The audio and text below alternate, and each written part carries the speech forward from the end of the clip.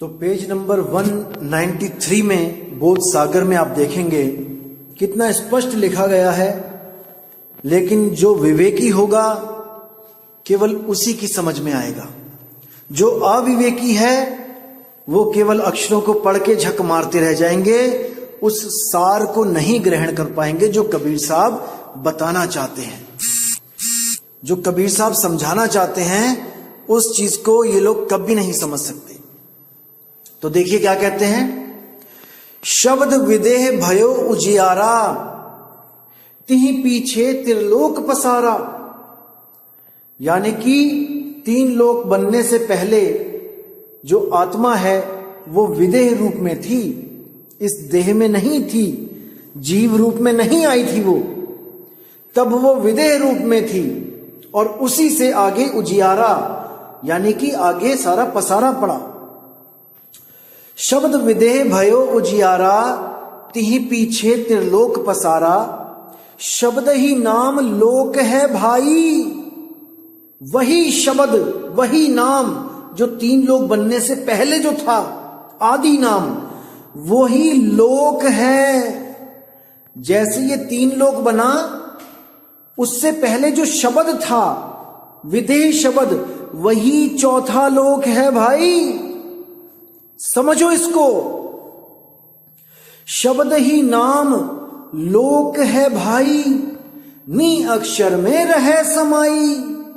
उसी नी अक्षर में वो सुरती समाई हुई थी इस तीन लोक का पसारा डालने से पहले, वही उसका लोक था। शब्द ही सुरती के लिए लोक था। अरे शब्द जो तीन लोक से पहले था उसी में सुरती रहती थी। सुरत समाये शब्द में, वाको काल ना खाए। उसी शब्द से ये सुरती अलग हुई है, इसलिए तीन लोक बनाकर उसमें बैठी हुई है। अब इसको नहीं समझ में आ रहा कि इस तीन लोक रूपी शरीर को छोड़ के कहां जाए, इसीलिए ये बार बार गर्भ में कर्म अनुसार धक्के खा रही है। अगर इसको ऐसा गुरु मिल जाए जो इसको शब्द विदेह का लखाव करा दे, विदेह का, देह का नहीं, जो आपको ये बोल दे कि परमात्मा देह रूपी है, वो विदेह को जानता ही नहीं है, अभी जानता ही नहीं है। इसीलिए साहिब ने बोला है आदि नाम पहचानो भाई। आदि नाम विदेह है, विदेह देह नहीं है। आदि नाम है सत्य कबीरा, सत्य कबीरा विदेह है। समझ जाओ इसको। शब्द शब्द सब कोई कहे, वह तो शब्द विदेह है। जीवा पे आवे नहीं, निरख परख कर ले। वो जीवा पे नहीं आता, और जो कोई जीवा पे अगर आपको मंत्र दे दे तो समझ जाओ वो काल का ही दूत है। अब कई लोग हमसे भी प्रश्न करते हैं कि आपके गुरु भी तो 4 नाम 5 नाम देते हैं बोलने वाला, तो वो भी तो काल के दूत हुए। नहीं भाई, वो आपको ये बता के दे रहे हैं कि ये नाम छुड़वा दिए जाएंगे जब आपको उस शब्द का बोध हो जाएगा। आप समझ जाओगे कि वो शब्द बोलने लिखने पढ़ने में नहीं आता, तब आपको ये नाम छुड़वा दिए जाएंगे। लेकिन जब तक आपको ये चीज नहीं समझ में आती कि वो विदेह शब्द है, जब तक आपको इन अक्षरों को दिया ही जाता है। क्योंकि कई भगत होते हैं जो कभी भक्ति से जिसका लेना देना ही नहीं है, सीधे मंदिरों से आ गए नाम लेने, या राम जी की पूजा करते हुए आ गए नाम लेने, कृष्ण जी की पूजा करते हुए आ गए नाम लेने। तो पहले उन्हें सतपुरुष उस सत्य शब्द के बारे में उससे प्रेम करवाने के लिए कुछ नाम दिए जाते हैं, ताकि उनके मुंह पे वो चीज रटे, उनको पता लगे कि हमने सत्य से प्रेम करना है, सत्य को पाना है। तभी तो वो उस चीज को खोजने के लिए तैयार होंगे, समझेंगे उन बातों को। तो क्या बोला है, शब्द ही नाम लोक है भाई, नी अक्षर में रहे समाई। नी अक्षर का परिचय होई। अब देखो यहां परिचय यानी पहचान। अब किसी से आपका परिचय करवाया जाता है तो पहचान करवाई जाती है, तो यहां नी अक्षर से पहचान करवाई जाएगी आपकी। नी अक्षर का परिचय होई, तब सतलोक पहुंचे है सोई। अब यहां सतलोक का मतलब कोई शहर नहीं है कि कोई बस्ती या गांव ऐसा सतलोक होगा, नहीं। ये नी अक्षर शब्द के लिए बोला गया है कि वो नी अक्षर शब्द जहां पे वो समाई हुई थी वो दोबारा वहीं समा जाएगी जब वो नी अक्षर का परिचय हो जाएगा। जीवत लोक बैठ पुनि जाई, सार शब्द में रह समाई। जीवत लोक बैठ पुनि जाई यानी जीते जी आप उस लोक में बैठ पुनि यानी दोबारा उस लोक में बैठ जाओगे जाके जीते जी। देखने में लगेगा कि आप तो यहां पे हो, आप तो 3 लोक में धक्के खा रहे हो, लेकिन आपकी सुरती उस शब्द में लीन होगी जो 3 लोक से परे है, जो 4था लोक है। उस शब्द में, उस सार शब्द में आप समाये रहोगे। जब आप भक्ति करोगे तब वो अवस्था आपको जरूर प्राप्त होगी जीते जी। 1 दिन में 2 दिन का कहानी नहीं है ये, इसमें समय लगाना पड़ता है भाई। आगे कहते हैं अमर शब्द की होए चिन्हारी, अंबुदीप ताही बैठारी। जब उस अमर शब्द की चिन्हारी यानी चीन जाओगे आप उस अमर शब्द को, जिसको अजर शब्द, अमर शब्द, अकह शब्द कहा जाता है। ये जपना नहीं है। ऐसे गुरु मिलेंगे जो आपको जपवाने लग जाएंगे, आदि नाम, अजर नाम, अकह नाम, ये नाम, वो नाम। अरे भाई जपना नहीं है, उसको चीनना है। अमर शब्द की होए चिन्हारी, उसको चीन्होगे जब, तब अंबु दीपता ही बैठारी। तब उस दीप में, उस सार शब्द रूपी अंबु दीप में वो हंस जाके बैठेगा। अंबु दीप लोक कर नामा, शोभा कहा कहो निज धामा। जब उस लोक में आप समाओगे, उस शब्द में आप समाओगे, उसकी शोभा वर्णित नहीं हो पाएगी। क्या कहूं उसकी शोभा। अवर्ण रूप वर्णो नहीं जाई। उसका रूप ऐसा है कि वो वर्ण कर ही नहीं सकता उसको वर्णित कोई। अवर्ण है वो, उसका तो अनुभव किया जा सकता है केवल। अवर्ण रूप वर्णो नहीं जाई, धर्मदास सुनियो चितलाई। षोडश भान हंस को रूपा, और पुरुष ही महिमा अमृत अनूपा। अब ये जहां पे षोडश भानु आता है, यहां पे कई लोग भ्रमित हो जाते हैं पढ़ के कि षोडश भानु यानी कि 16 सूरज जितनी रोशनी हो जाती है। बिल्कुल गलत दोस्तों, ये कोड वर्ड होते हैं, इनको समझना सबके बस की बात नहीं होता है, समझ जाओ। षोडश भानु का मतलब है कि 16 जो गुण हैं, जिसको 16 सुप्त कहा गया है, जिस सतपुरुष के उस आत्म रूप के 16 गुण जो बोले गए हैं, ये उसको वापस प्राप्त कर लेगा। उस अवस्था में पहुंच जाएगा जहां पर अभी सृष्टि नहीं बनी थी। वो अपने 16 गुणों में स्थित था, और इन 16 गुणों से जो पहले स्थिति थी, जब 16 गुण भी नहीं थे, वो गुणातीत अवस्था वो तब मिलेगी जब आप उसका भेद प्राप्त करोगे। दोस्तों, एक समय ऐसा था जब 16 पुत्र भी नहीं थे, तब भी सतपुरुष था। यानी इस आत्मदेव के 16 गुण भी नहीं थे सुरती के, तब भी वो आत्मदेव था। जैसे ही 16 पुत्र पैदा हुए, 16 गुण प्रकट हुए, उसी में से जो तेज रूपी गुण था, तेज, वही तेज काल है। उसी को काल जानो। बाकी तो आप देखोगे कितने सुंदर गुण हैं, दया, अचिंत, क्षमा, सद्भाव, ये सब गुण हैं। लेकिन इन अज्ञानी गुरुओं ने इनको पुत्र बना के, जो कहानी कबीर साहब ने समझानी चाहिए धर्मदास जी को, उसको सत्य मानकर इन्होंने अपने अपने पंथ चला दिए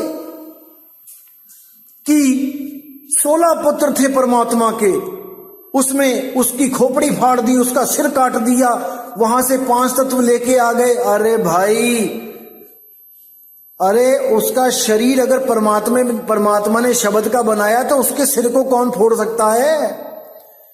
वहां पे भी अगर ये लट्ठम लट्ठा और ये सिर फोड़ना और ये दुख है तो भैया वहां पे भी नहीं रहना हमने। फिर तो वहां पे भी बंधन है कि उसका सिर फोड़ के ले आए 5 तत्व। तो भाई सिर तो यहां भी फूट रहे हैं हमारे लड़ लड़ के, और सिर वहां भी फूट रहे हैं। तो हमने क्या करना है ऐसे सतलोक में जाके? विचार करो, समझो इन बातों को। तो आगे क्या कहते हैं? अमर शब्द होए चिन्हारी, अंबुदीप तहीं बैठारी। अंबुदीप लोक का नामा, शोभा कहां कहो निज धामा। अवर्ण रूप वर्णो नहीं जाई, धर्मदास सुनियो चितलाई। शोडन भान हंस को रूपा, पुरुष ही महिमा अमृत अनूपा। अमर शब्द सो प्राणी भयऊ, वही शब्द सो लोक ही गयहू। जो उस अमर शब्द को जान जाएगा, जपेगा नहीं अमर नाम अमर नाम, जो उस अमर शब्द का भेद पा जाएगा, वही शब्द सो लोक ही गयहू। वही शब्द, उसी में सुरती टिक जाएगी और उसको मान लो कि लोक ही गयहू। समझो वही लोक को गया जो उस शब्द को चीन पाया। पान परवाना शब्द है सारा। अब ये पान परवाना वो शब्द है, ना कि ये 10 रुपए का पान घुमा के उसमें मेवे मिष्टी मीठा सौंफ डाल के खिला दिया तुम्हें। ये नहीं है वो पान। पान परवाना शब्द है सारा, वो सार शब्द ही पान परवान है। जब तक वो सार शब्द नहीं मिलेगा, वो पान परवाना नहीं मिलेगा, आप सतलोक नहीं जा सकते, आप उस शब्द में नहीं समा सकते। एही मूल सो हंस उबारा, यही वो ज्ञान ज्ञान है जिससे हंस का उबार होगा, उबरेगा हंस, निकलेगा इस भवसागर से। अकह नाम अक्षर है भाई। अब इसको समझो, अकह नाम, अकह यानी जो कहने में नहीं आ सकता, तो वो अक्षर कैसे हो सकता है? 52 अक्षरों की बात हो रही है यहां पे। तो यहां पे भेद बताया जा रहा है। अकह नाम अक्षर है भाई। अक्षर यानी जिसका कभी शर यानी नाश ना हो। अक्षर, आ आगे लग गया तो वो अविनाशी हो गया। अकह नाम अक्षर है भाई। अक्षर का मतलब होता है आत्मा। आत्मा को भी अक्षर कहा जाता है। सोई गुरु पूरा कहावे, 2 अक्षर का भेद बतावे, एक छुड़ावे एक लखावे। तो यहां पर उस अक्षर की बात हो रही है जिसका हमने लखाव करना है। अकह नाम अक्षर है भाई, तुम नी अक्षर रहो समाई। यानी उसी नी अक्षर में जो अक्षरों में नहीं है, वो आत्मा अक्षरों में नहीं है। उस नी अक्षर में रहो समाई, उसमें तुम अपनी सुरती को घुमा के लगा लो। नी अक्षर को करे निबेरा, कहे कबीर सोई जन मेरा। जो उस नी अक्षर आत्मा का निबेड़ा कर लेगा, वही मेरा हंस है। और जो अक्षरों को जप जप के अपना अनमोल जीवन नाश करेगा, वो कागा है, कौवा है। अरे जग में बहुत से काग हैं, कोई कोई हंस हमार। वो बिरला हंस कोई कोई है जो उस नी अक्षर को समझ के उसको ग्रहण कर ले। ऐसे भी गुरु मिलेंगे आपको जो नी अक्षर करते करते आपके कान में फूंक मार देंगे। कहेंगे ये भी नी अक्षर है, ये बोला नहीं जाता, पढ़ा नहीं जाता, लिखा नहीं जाता। अरे भाई, ऐसे तो ताली बजा के नाम दे दो। ताली भी, उसकी आवाज भी लिखी नहीं जाती, पढ़ी नहीं जाती, बोली नहीं जाती। मूर्ख बना दिया इन लोगों ने, मूर्ख। लेकिन अब नहीं बनना मेरे दोस्तों। विवेक लगा लो, बुद्धि लगा लो, जितनी मालिक ने दी है इंसानी चोले में, क्योंकि बाकी जन्मों में बुद्धि नहीं मिलेगी। बुद्धि निर्णय करती है सत्य असत्य का। परमात्मा को पाना बुद्धि का काम नहीं है, लेकिन सत्संग को सुन के सत्य असत्य का निर्णय करना बुद्धि का ही काम है। कई लोग कहते हैं कि बुद्धि, आप बुद्धि की बात करते हो, बुद्धि तो काल का रूप है। अरे मेरे भाई, लगाम जब तुम्हारी किसी जानवर के हाथ में आ जाती है तो तुम गुलाम बन जाते हो, और जब उसकी लगाम तुम्हारे हाथ में आ जाती है तो वो गुलाम बन जाता है। इसको समझो। बुद्धि तुम्हें तब तक भरमाएगी जब तक तुम्हारी लगाम बुद्धि के हाथ में है, और जिस दिन बुद्धि की लगाम तुम्हारे हाथ में आ गई, उस दिन जो तुम चाहोगे वो होगा। अभी मन के गुलाम हुए हो, जब मन तुम्हारा गुलाम हो जाएगा फिर तुम जीने का नजरिया देखना कि क्या हो जाता है। इसलिए मैं कह रहा हूं, अभी बुद्धि लगाओ सत्य और असत्य का निर्णय करने के लिए। शब्द को पाना बुद्धि का खेल नहीं है। मन, बुद्धि, चित्त, अहंकार, इन चारों की बस की बात नहीं है। वो तो सतगुरु जब भेद बताएगा तब निम्न पद में आके आपको उसको ग्रहण करना पड़ेगा, बात तभी बनेगी। लेकिन सत्य असत्य का निर्णय बुद्धि ही करती है। जैसे बैठे बैठे आपके मन में एकदम विचार आया, मन, बुद्धि, चित्त, अहंकार, इन चारों की मैं आपको क्रिया बताता हूं। बैठे बैठे एकदम मन में विचार आया कि चल शराब पीने चलते हैं। अब ये विचार किसने दिया? मन ने। मन ने अपना काम कर दिया और मन अपना काम करके अलग हो गया। उसने विचार डाला, कहां डाला? बुद्धि में। बुद्धि से ही सोचोगे ना, कुछ भी मन सोचेगा बुद्धि में ही आएगा ना। जैसे ही मन ने सोचा, बुद्धि ने कैच कर लिया उसको। अब बुद्धि वहां पे विवेक लगाएगी कि जाऊं कि ना जाऊं, सत्य असत्य का निर्णय करेगी। मन, बुद्धि ने कहा नहीं जाना, तो कहानी वहीं खत्म हो जाएगी। और बुद्धि ने कहा हां चलना है, तो अब बुद्धि का भी काम पूरा हो गया। अब आगे क्या बचा? मन, बुद्धि, चित्त। अब चित्त का क्या काम है? चित्त का काम है एकाग्रता। वो आपकी बुद्धि से एकाग्रता देखेगा कि कहां पे जाना है, दाएं जाऊं, बाएं जाऊं, उस गली में जाऊं, अगली गली में जाऊं। ये चीज, ये काम चित्त का है। चित्त ही घूमता है 3 लोक में। अब चित्त ढूंढ रहा है दुकान का एड्रेस, चित्त ने पा लिया। अब चित्त का काम भी खत्म। अब आपके पास 3 चीजें आ चुकी हैं। एक विचार आया और उस पर आपने सहमति भी कर दी बुद्धि के द्वारा, और आपने जगह भी अपने मन में ही, चित्त ने उसको दर्शा दिया कि कहां जाना है। अभी भी आपका कर्म नहीं बना। अब जो असली काम है वो है अहंकार का। अब अहंकार आपके 60 किलो, 70 किलो, 80 किलो के शरीर को उठाएगा और उस दुकान तक लेके जाएगा, और इसी के द्वारा आपका कर्म बन जाएगा। मन, बुद्धि, चित्त, अहंकार। लेकिन जब यही चीजें आप इन चारों शक्तियों को अपने भले के लिए यूज करोगे तो ये आपका पूरा साथ देंगी, क्योंकि इनकी लगाम आपके हाथ में है। जब आप सोचते हो कि आज सत्संग सुना जाए तो कौन सोचता है? मन ही तो सोचता है। मन ने सोचा कि हां सत्संग सुना जाए, और उसके बाद मन ही दोबारा विचार दे देगा कि नहीं, कुछ और देखा जाए। अब बुद्धि विवेक लगाती है, वहां पे बुद्धि निर्णय करती है कि सत्संग सुनना है कि कुछ और सुनना है। तब जब आप कहते हो कि हां सत्संग सुनना है, तो आप सत्संग को ऑन कर देते हो। चित्त और अहंकार के द्वारा, चित्त द्वारा पता लगता है कि कौन सा यूट्यूब चैनल है, और अहंकार आपका अंगूठा उस पर दबा देता है और सत्संग शुरू हो जाता है। तो इन चारों को आपने अपने बस में रखना है। 5 तत्व, 25 प्रकृति, 3 गुण, मन, माया, 10 इंद्रियां, इनको अपने कंट्रोल में रखोगे तब आपका आसान काम हो जाएगा, बहुत आसान हो जाएगा आपका काम। इसीलिए बोला है कबीर कबीर क्या करे तू खोज आपन शरीर, और 10 इंद्रियां बस में कर तू आप ही आप कबीर। गुरु से ज्ञान लेके जब आप अपनी 10 इंद्रियों को बस में करोगे, ज्ञान लेके, बिना ज्ञान लिए ये नहीं होंगी।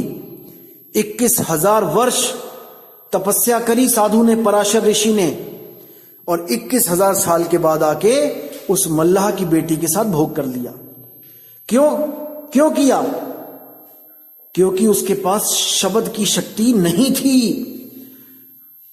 जब तक शब्द की शक्ति नहीं होगी, जब तक ये इंद्रियां पूर्णतया नहीं खत्म हो सकती।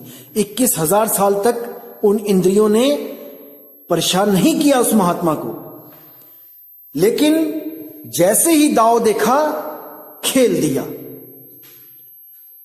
लेकिन जब आपके पास सार शब्द होता है, तब आपके पास एक तरीका होता है इससे बचने का, इस काल को मुरझाने का एक तरीका होता है, कैसे इसको खत्म किया जाए, कैसे इस पे अंकुश लगाया जाए, और वो होता है सत्य सिमरण। जब आप सत्य सिमरण करते हो तो ये काल एक पल में मुरझा जाता है, एक पल में मुरझा जाता है। समझना है इसको मेरे भाइयों, और